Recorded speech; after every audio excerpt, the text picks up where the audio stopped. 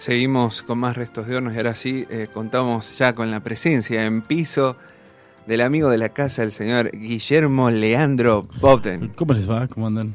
¿Cómo estás? Muy bien, muchas gracias por la invitación. Vamos a hablar un poquito de Tolkien, del Señor de los Anillos, de todo, digamos, básicamente el universo Tolkien. ¿Por dónde podemos empezar este universo tan grande? Vos que lo tenés. Lo mejor sería empezar por Tolkien, por qué lo hizo, digamos. Básicamente la idea de escribir los libros, la saga del Señor de los Anillos, nace por una cuestión muy simple que es un llamado. Escribe algo por escribir, y escribió una frase que decía en un hueco dormitaba un hobbit. No sabía lo que era un hobbit ni nada por el estilo, y a eso le aunó la idea de que él era un filólogo, es decir, un estudiante de lenguas, era profesor de lenguas en Oxford, y inventó un idioma. En esa época, 1900, fines del siglo XIX, principios del XX, hubo muchos intentos para hacer un idioma internacional, sí, que no fuera... en ese momento el francés estaba empezando a perder contra el inglés el mundo del idioma universal, pero querían aunar, digamos, un idioma que pudieran hablar todos y que tuviera algo de todos. Entonces así nació el Esperanto, por ejemplo, y Tolkien empezó a elaborar en un idioma, pero en vez de hacerlo como para que todos pudieran hablarlo, se dedicó a hacer un idioma que le gustaba mucho y que tiene mezclas de finlandés con la estructura lingüística del latín, y que básicamente terminó siendo el élfico, como se conoce normalmente, élfico, sí, que en realidad le pone Quenya, el idioma Quenya. Y de ahí también dijo, bueno, ¿qué hago con esto? No lo va a aprender nadie porque es difícil, entonces lo pongo en juego en alguna historia, y ya venía acumulando, o sea, él dejó deseos que de fluya, escritores. En realidad, no es que lo pensó decir, bueno, voy a hacer algo fácil. Sí, ya para empezar, la idea sola de empezar una saga a la cual cada raza de participantes de esa saga tiene su idioma, pero estructurado, no hablado, porque sí, bueno, ya te da a entender lo que el tipo tiene en la cabeza, digamos, un trabajo complicado y largo, y no solamente en el libro, no solamente está la historia, hay poemas, canciones, hay un esbozo de tres o cuatro lenguas, el Quenya y su lengua madre, digamos, como el alto élfico, que es el Sindarin. Después está la lengua de los enanos y la lengua negra, que es la que se habla en Mordor, y no mucho más. Ese no sale mucho porque es como algo medio secreto, pero es en donde está escrito, el anillo está escrito en lengua negra, ¿no? Ah, bien. El círculo del anillo está escrito en lengua negra, lo que dice un anillo para atraparlos a todos. Eso está escrito en lengua negra, y después hay algunas palabras como Nazgûl, que son de lengua negra, pero no está bien identificado, y creo que no lo desarrolló mucho, en realidad. ¿Por falta de tiempo o a propósito? Vos decís? No, porque se puso a escribir la saga, y entonces... o era una cosa ya o la claro, otra. Claro, era demasiado trabajo, y aparte era, como te decía, era un profesor de filología en Oxford, digamos, ¿no? Un catedrático muy importante. Lo que se puede hablar también de diferenciar es cómo empieza a ponerse oscura la saga. Porque ahora ya vimos las películas del Hobbit, que bueno, están como adaptadas un poco más cercanas a lo que fue la guerra del Señor de los Anillos, la película un poco más adulta, pero el Hobbit es un libro casi infantil y casi, digamos, muy brillante, es divertido, y él lo escribió, y en el interín fue a la Primera Guerra Mundial, perdón. Estuvo entró en combate, fue herido, y ahí es como que entra en una visión un poco más oscura de lo que es de la vida misma, lo volcó, lo que es la humanidad y cosas así. Entonces ya el Señor de los Anillos ya es una cosa un poco más adulta, ¿no? Un poco más complicada, más fuerte, y y está escrita en esa tesitura. Pero también él no le gustaba mucho que dijeran que había analogías o metáforas en la obra, pero sí las hay y son muy fuertes. Y es básicamente, como se conoce, digamos, la saga de la Revolución Industrial. El hombre que empieza a contaminarse con la máquina, con la producción en serie. Hay algunos lugares donde está muy claro, cuando Saruman empieza a hacerse socio de Sauron y empieza a fabricar gente, que son los Uruk-hai, los fabrican, son seres genéticamente transformados, digamos. Entonces ya ahí hay una idea de la medicina moderna, de reventar el medio ambiente para armar industrias. Eso es como lo central, por más que él siempre dijo que no quería que la lean como metáfora, sino como una historia de aventuras, pero evidentemente sí. Eso lo dijo porque también tiene su lado bastante oscuro, Tolkien, y que evidentemente es un racista. Básicamente, como la mayoría de los ingleses en esa época, vamos a hacer... Sí, es contextualizar sí, también. Hay que contextualizarlo, pero básicamente un tipo que los orcos, si uno lee la descripción de lo que son los orcos, son africanos. Africanos eran como con Sí. rasgos algo exagerados, pero Son africanos. Africanos. Son negros, guerreros, digamos, nariz chata, plata, una cosa bien definida. Él nunca, los orcos que están después tomados o dibujados o armados del arte no son los descriptos por Tolkien, ¿no? Ujú. Y no olvidemos que los hombres malos son los Haradrim, que son una especie de mezcla de árabes e hindúes, ¿no? Que son básicamente las colonias inglesas de esa época, ¿no? Que estaban en plena revuelta aparte, ¿no? claro. Entonces es como hay mucho detrás de la obra de Tolkien, y también hay mucha mitología nórdica donde se basa esa donde pone el pie. Si bien él inventó un montón de cosas, digamos, que después pasaron a ser parte como de una mitología general de lo fantástico, de la literatura fantástica. No nos olvidemos que en esa época también estaba Lewis, que era amigo de él, Sí. y que escribió la saga no me acuerdo, de Narnia, Las crónicas de Narnia. Crónicas de Narnia, que sí es un poco más infantil, bastante más infantil, Sí. y que tiene un pie en la mitología, pero mediterránea, más romana, más griega. Y Howard, que es el autor de Conan, que Conan el también, Bárbaro, sí. claro, Conan. que son libros como que son el puntapié inicial de la literatura fantástica, de todo ese, lo que uno ve, que incluso hay bandas de heavy metal que van ahí, digamos, a eso, la Sí. espada, el guerrero, la espada, el hechicero, ¿no? Se banalizó mucho, es decir, es cierto que no hay una gran obra de literatura fantástica después de esa. Incluso Howard, que está tomado como menor en esa época, como un escritor menor, hoy sería, al lado de los que están escribiendo hoy en literatura fantástica, es un genio, ¿no? Es como que bajó mucho el nivel, porque es muy complicado hacerlo. Es decir, son sagas. Sí, tenés que pensar todo Hay que pensar un universo, hay que pensar sus leyes, hay que pensar sus razas, y que sus razas tengan más o menos una diferenciación entendible y que sea Una historia completa. Claro, hay que empezar idiomas, es mucho, es muy largo, es muy poderoso lo que hay que hacer, lo que hay que elaborar antes de sentarse a escribir. Porque si hace unos años salió no sé si se acuerdan, la colección Tolkien entera, Sí.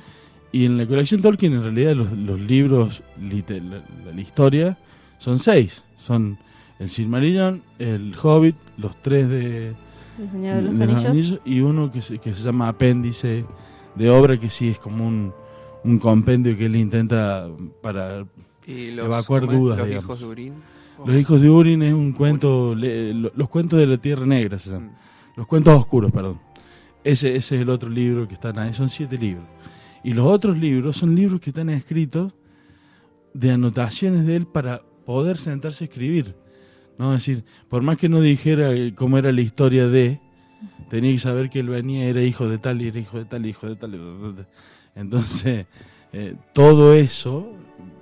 Sí, la genealogía, los linajes, claro, las mezclas, es una todo tendría que cosa estar... increíble que hay que hacer y que hay que respetar de acuerdo a la ley que uno primero ponga. Y aparte no se puede hacer lo que sí, porque sí. Digamos, en una ficción uno puede hacer que la gente vuele.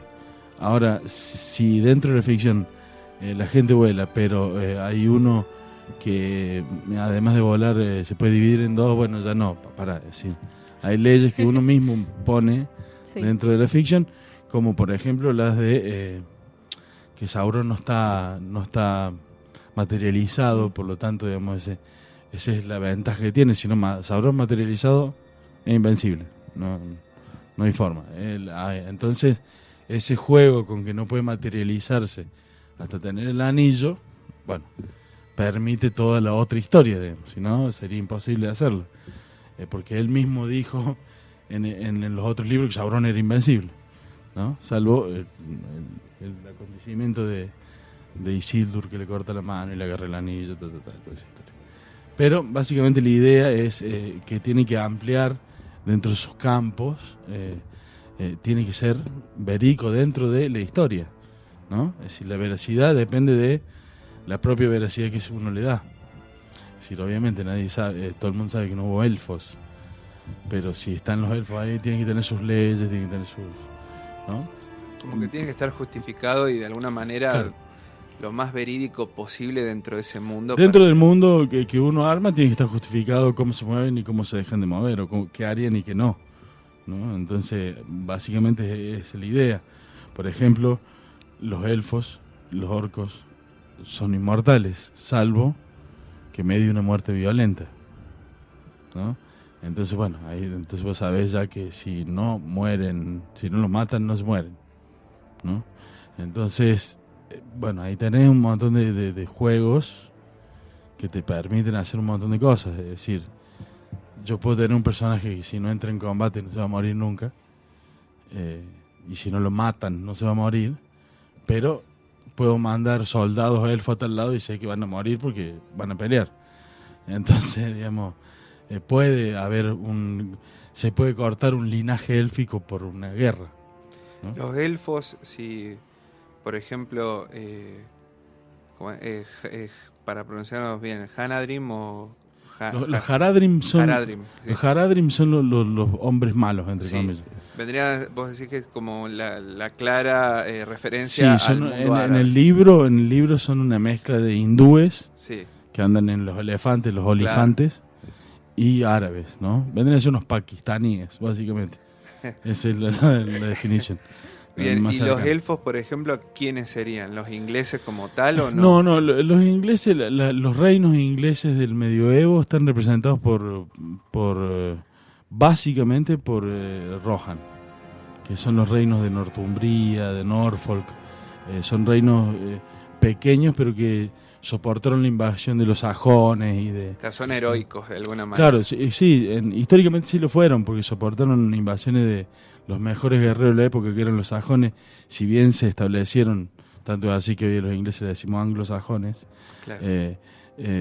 Estos reinos de Northumbria mantuvieron muchas de las costumbres de los celtas previos a los romanos, incluso peleando, digamos, contra los sajones.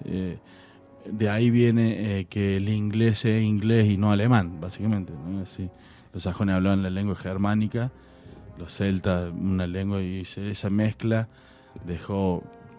Eso Tolkien lo sabía muy bien, entonces estaba ahí. Y la otra también, la representación de Gondor es Bizancio, el imperio bizantino, que fue durante casi 1000 años el escudo de Europa contra las invasiones turcas y musulmanas, básicamente, ¿no?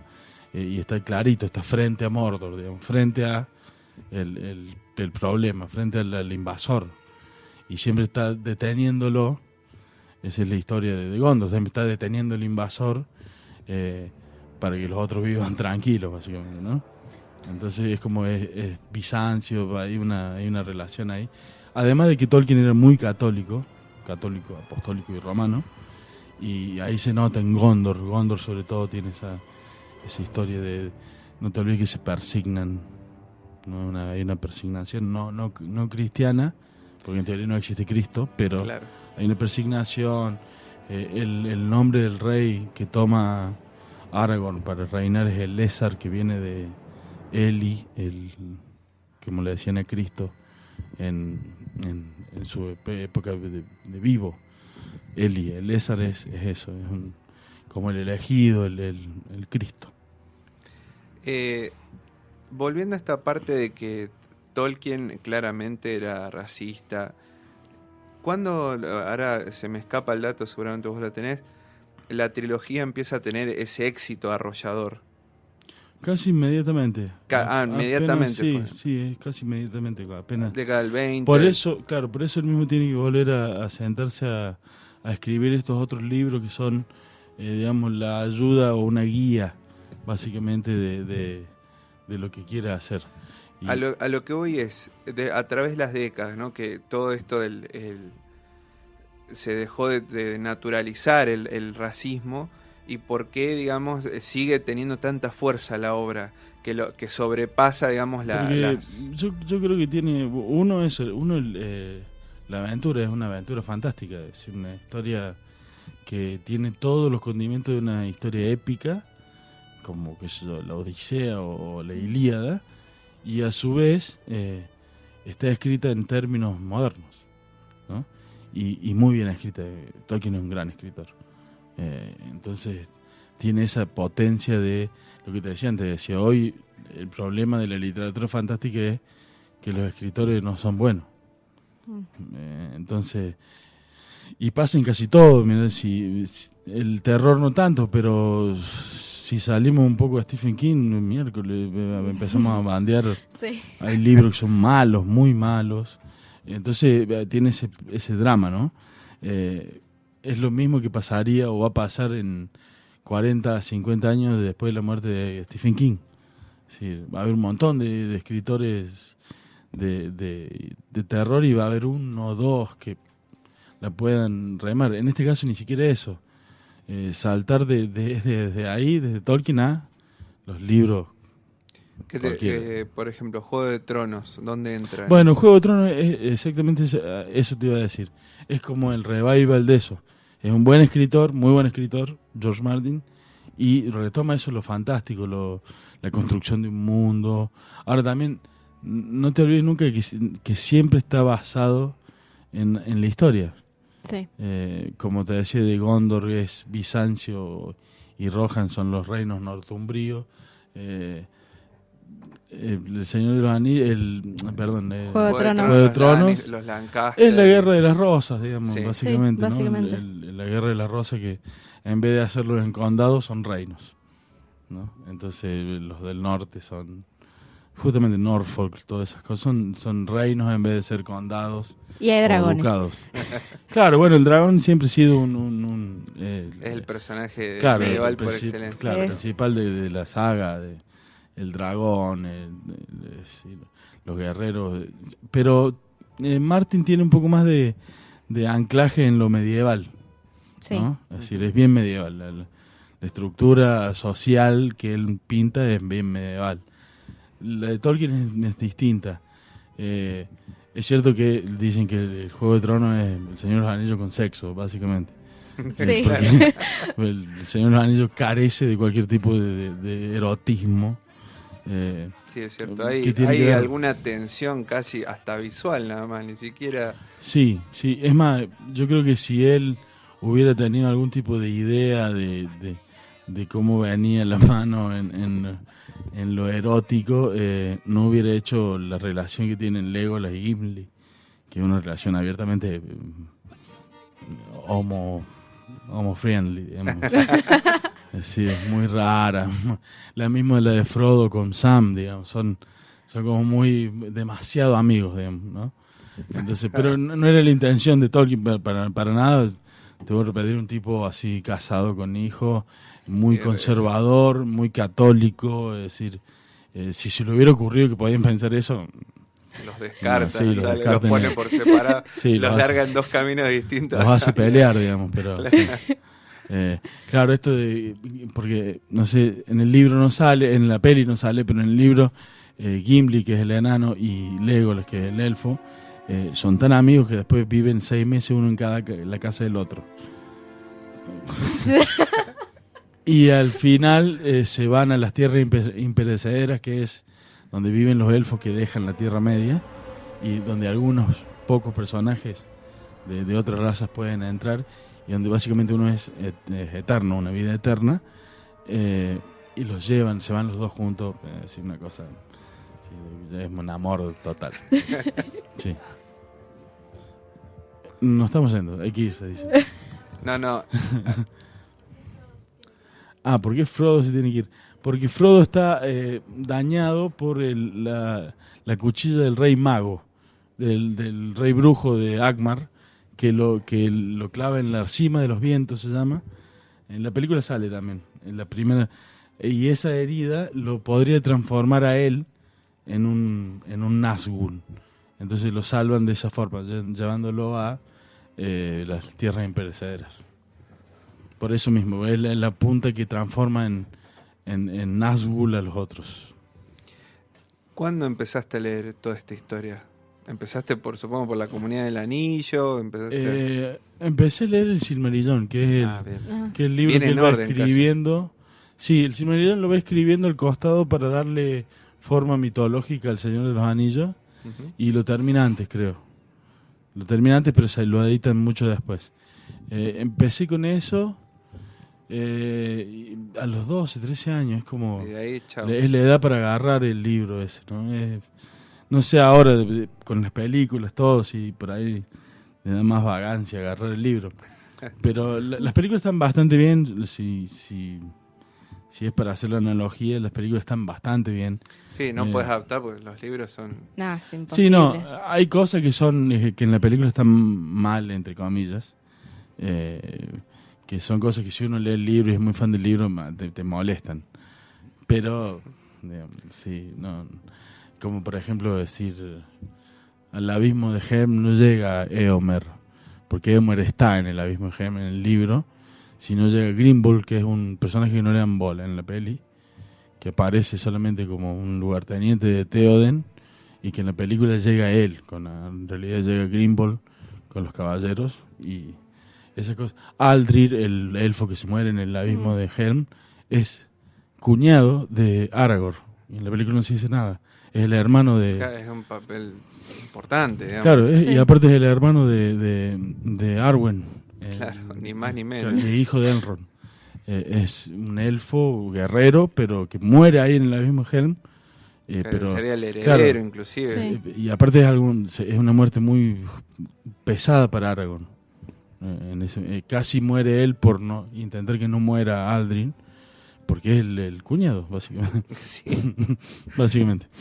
Entonces hay cosas, viste, que en el libro no sale Tom Bombadil en la película, en ninguna de las películas, ni siquiera en El Hobbit, que es como un personaje muy fuerte en la Comunidad del Anillo, sobre todo, que es una especie de hechicero muy loco que vive con una elfa en el bosque, y sobre todo es le enseña canciones a los hobbits, una cosa muy importante en el libro. Pero que en Es la casi un película capítulo entero. Y se descarta totalmente. Totalmente, sí, totalmente.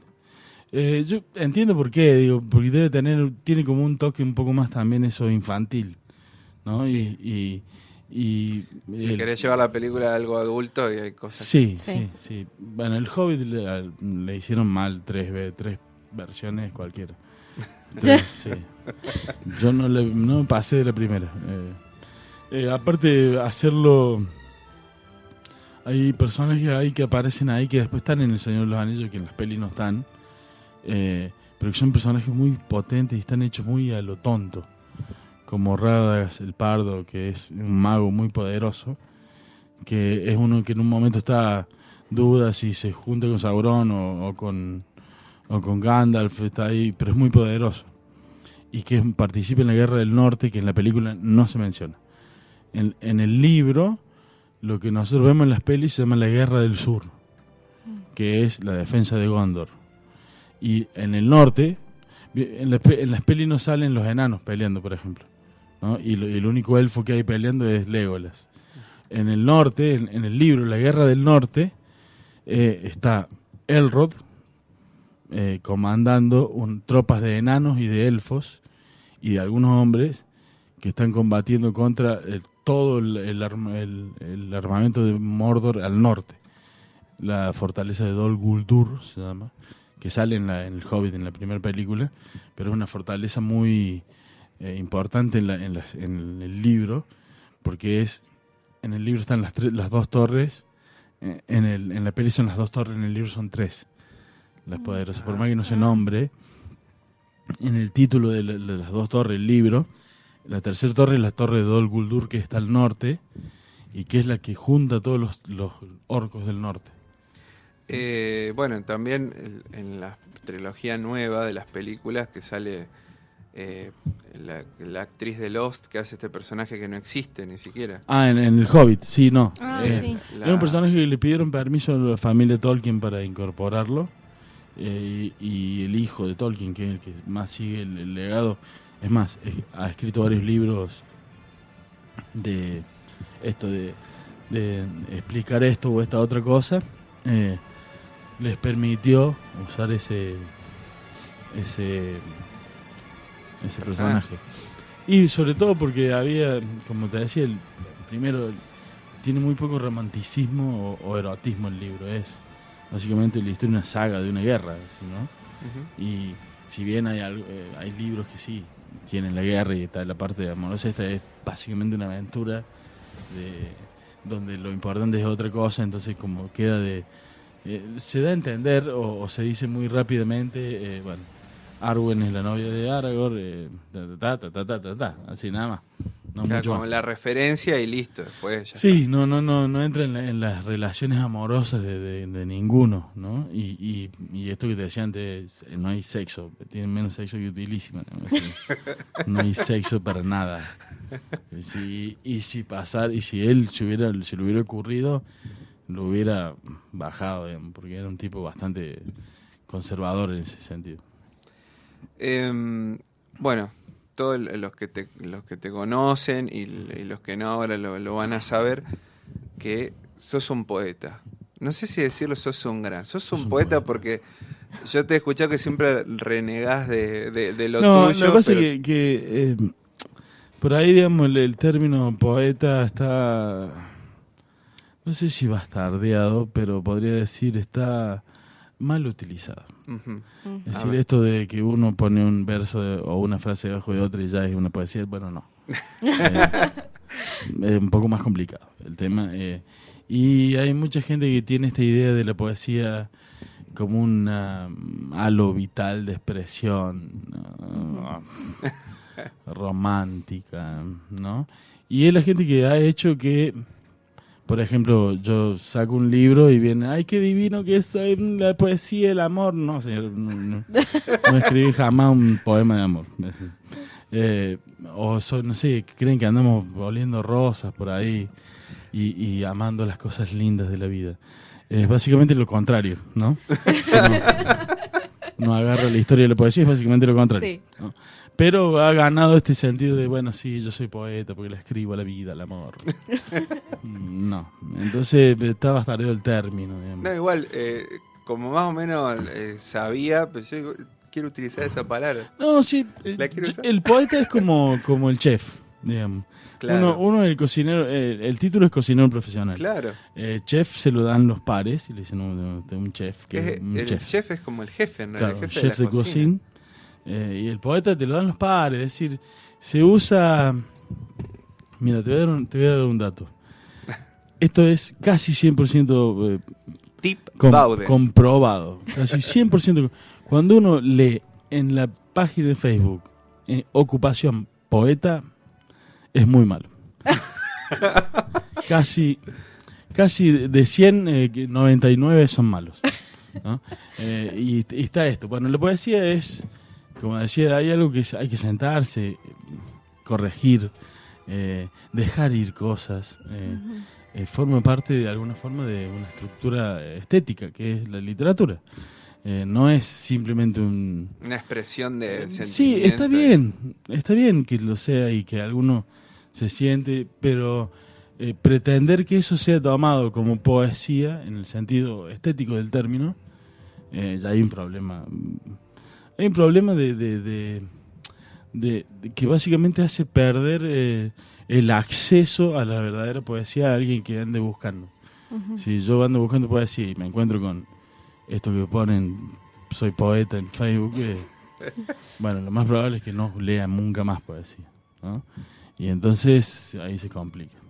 En una época fue el género más expandido de la humanidad porque se podía recitar sin necesidad de tener el libro adelante. Y después pasó a ser, es cierto, un poco elitista, ¿no? Porque algunos dicen que es la literatura de los literatos, digamos, en lo que leen solamente los tipos que escriben.